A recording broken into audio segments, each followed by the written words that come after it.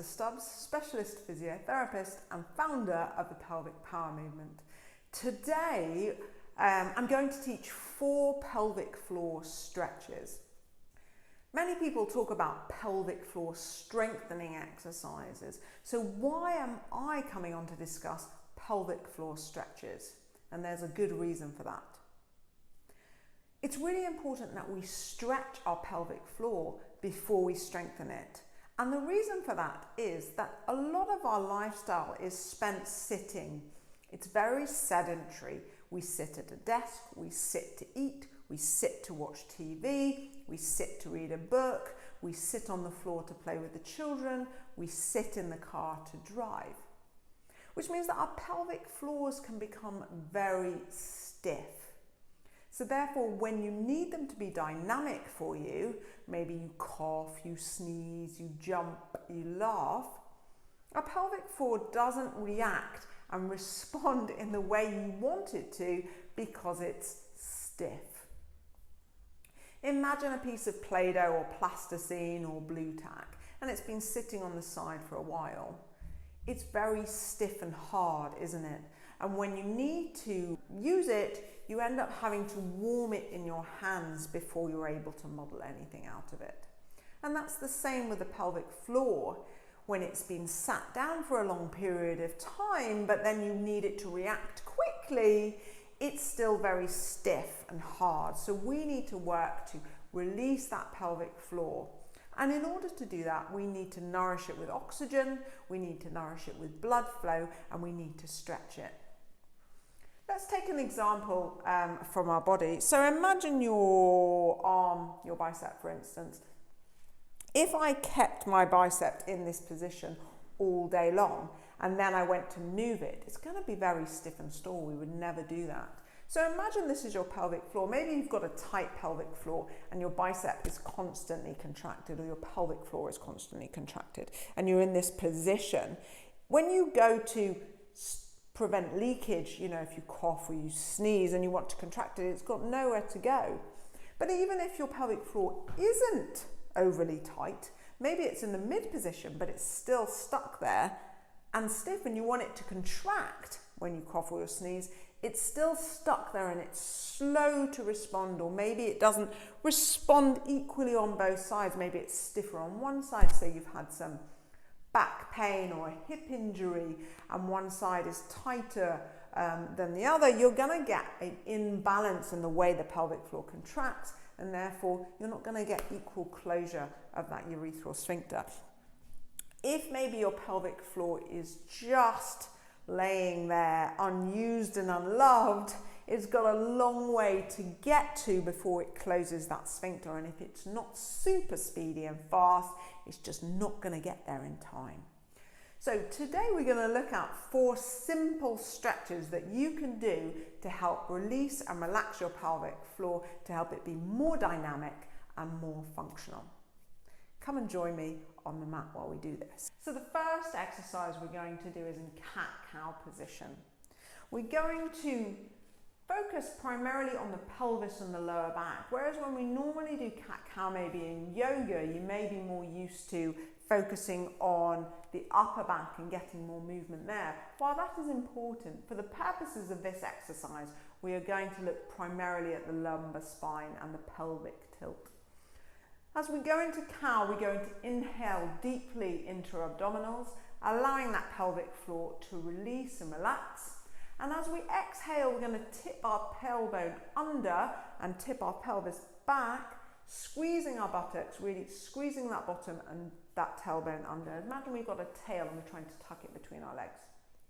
For the purposes of these exercises, I just want you to release and relax. You may not feel the release first time round. It may take a couple of weeks if you've got a particularly tight pelvic floor, but you are looking to feel that relax and inflation of that pelvic floor. So, coming onto all fours, we are going to inhale, tip that pelvis up, allowing the belly to hang down and relaxed and loose. And as we exhale, we're going to tuck under. So, nice deep breath. We're going to inhale through the nose deeply into that abdomen. Exhale, tucking that tailbone in and under. Now normally in yoga you push through the upper back, through those shoulders, but as you can see, I am only tilting my lumbar spine and my lower back. So under, okay, inhale, deeply keep your neck nice and straight, eyes down onto the ground, inhale into that lower abdomen, exhale, tucking that tailbone under and release. Fantastic. You should feel your sit bones, the two bones at the back, spreading apart. You want to practice that at least 10 times whilst doing these stretches. You need to give your body time to release and relax. You need to give your body time for the oxygen to transfuse into those muscles and to increase the blood flow into that area to get a really good benefit from that stretch. It may take you longer, and as I said, it may take a few weeks for you actually to notice and feel the difference. Moving on to the second in our stretching series is child's pose. And for this exercise, we're going to keep our knees nice and wide. We're going to relax down onto our elbows and place your forehead onto the mat. In this position, we will inhale into the abdomen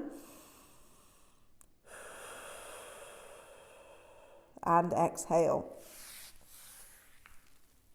Really allow your abdomen to release down onto the ground, getting a full inhalation. You should feel the stretch once again in those sit bones, feeling that pelvic floor inflating and expanding with each in-breath.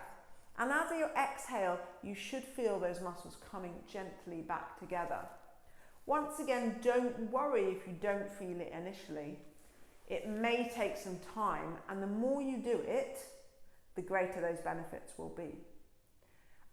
Do this exercise for at least 2 minutes, really getting the full benefits. Remember, oxygenation and blood flow to those muscles.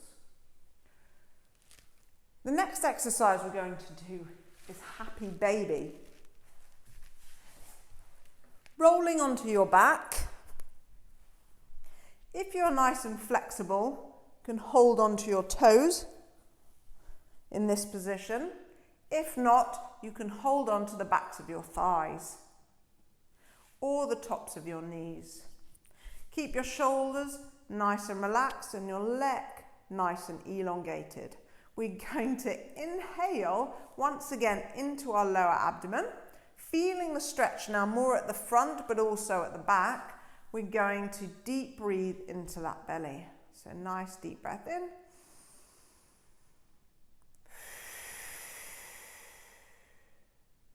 And exhale out. Remember, we're not squeezing at this time. We are just inhaling and allowing that body really to relax and the pelvic floor to get the rest and lengthening that it needs to be functional.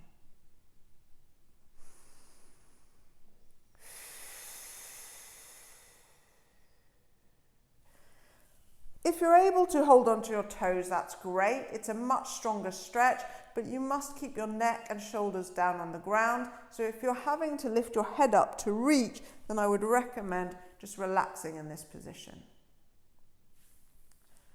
And the fourth and final stretch is going to be an adductor stretch. Our adductor muscles can be particularly tight. The adductor muscles can be particularly tight on people with a tight and malfunctioning pelvic floor. When the adductor muscles are tight, if you imagine they're quite large muscles and they're pulling on either side of the pelvic floor, and the pelvic floor is having to resist and grip on to stabilize the pelvic floor structure. If you've not seen a pelvis before, this is your pelvis. This is your iliac crest, which come around the side here. We've got your pubic bone at the front and your sacrum, which is at the base of your spine, which leads to your coccyx at the back. The red area are your pelvic floor muscles. So if you imagine your adductor muscles, which are your inner thigh muscles, are attaching on the inside and pulling that pelvic floor, the pelvic floor is going to have to grip on to try and stabilize this pelvic floor. So it's really important that we release the adductors to allow that pelvic floor to have that safe place to stretch and release. So let's look at the adductor stretch. Coming into lying again, we're going to bring our feet up and inside. Now, if you can't reach your feet, that's fine. Just hold on to your ankles and release. So we're going to do some nice deep belly breathing again. So breathe deeply, inhale into your belly and exhale out. Inhale into the belly, exhale out. If you're struggling with that position, you can place your feet on the ground, pop some cushions for support underneath your legs, and just relax down in this position. Again, deep breathing.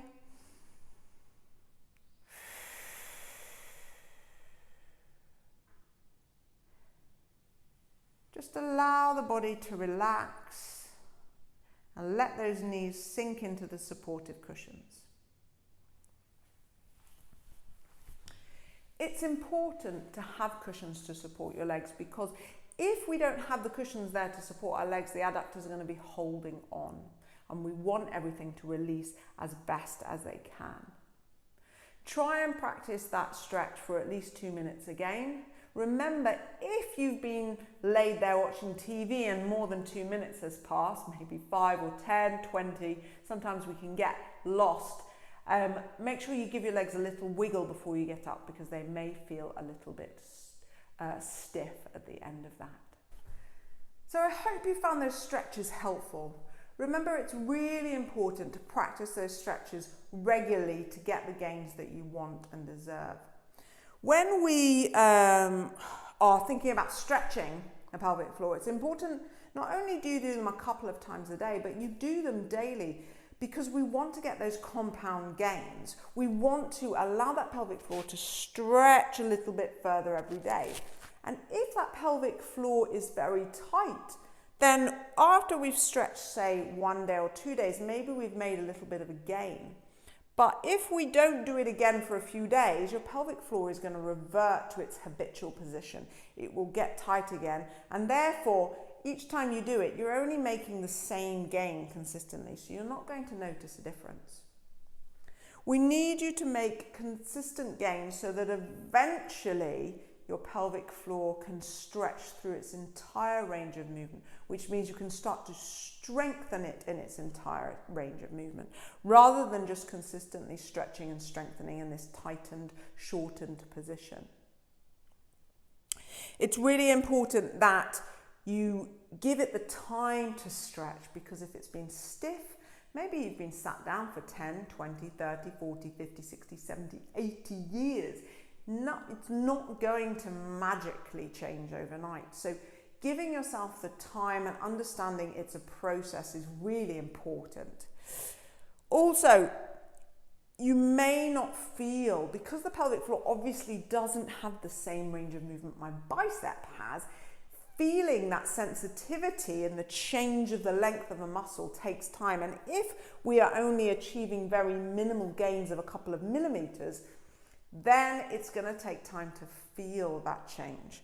So the longer you do it for, the more consistent you are, the quicker the gains will be, the quicker you will be able to notice that change in sensation. I hope you found those exercises helpful.